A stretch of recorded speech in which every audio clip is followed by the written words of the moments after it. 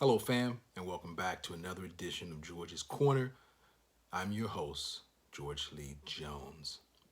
Today's topic is information without application is useless. Again, information without application is useless. I could sit here and remind you of all the things you already know all day long, and if you don't put those things into action, it's what? It's useless, it's worthless, it has no value. So please, through the understanding I get and the knowledge that I may purvey to you, it's no good to you unless you actually go out and test it and see if it actually works. I'm actually feeling today a little bit, I guess you could say, in my feelings.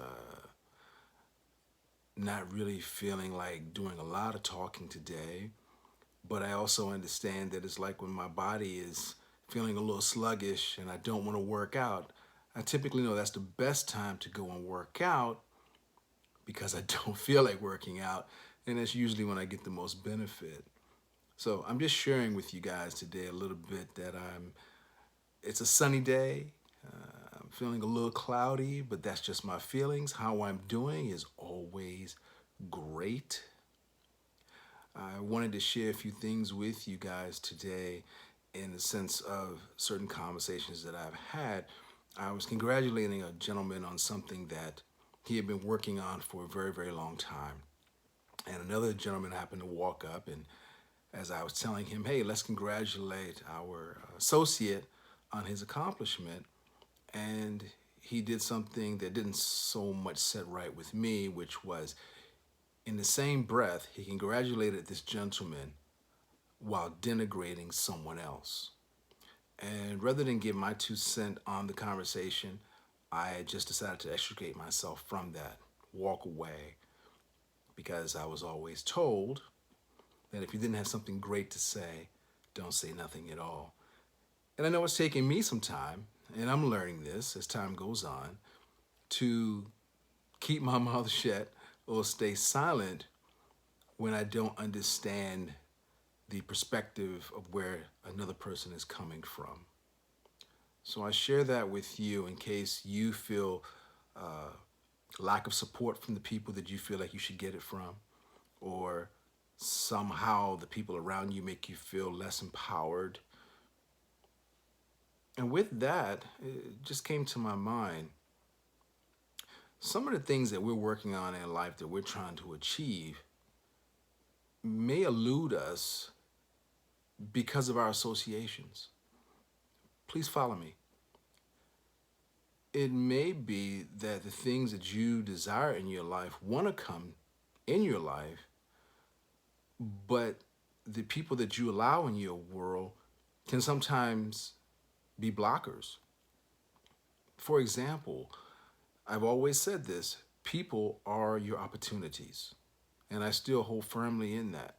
However, if the opportunity lies in the hand of someone who, for lack of better words, don't appreciate your association with someone else, then that person may not share with you an opportunity or even approach you just to make an introduction because they've already made some assumptions about you based upon your association with the individuals in your life.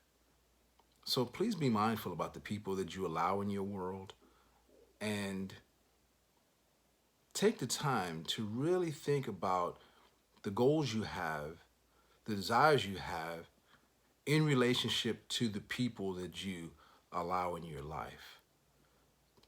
Don't let those associations block you from having the best life ever.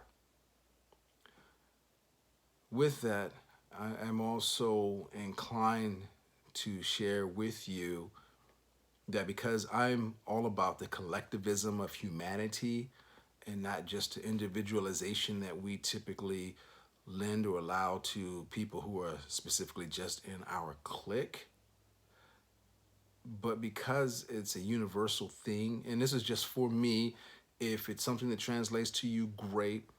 But what I realize is this, and again, I'm gonna go to Whether you believe in God or not, or you believe just in karma or whatever the case may be, as far as, or maybe you're someone who just believes in the universe, and that's all fine. You know, my personal belief is God. And because I believe that everything that God made is great, even though he says that everything he made is good. Now, please follow me with this. If it doesn't apply to you, that's fine. But what I understood about myself is that I call some of my own blockage in life. I would look at someone and say, hey, that person's not as good as I am in such and such. But that person was also created in God's image, just like I was. So if I say that that person is not good as I am I not inadvertently saying that the creator made a mistake?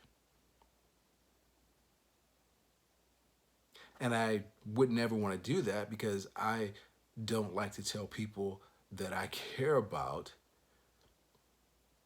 that what they made is flawed or has no value. Because to them, it could have plenty of value. So the last thing I want to do is denigrate something that they've created.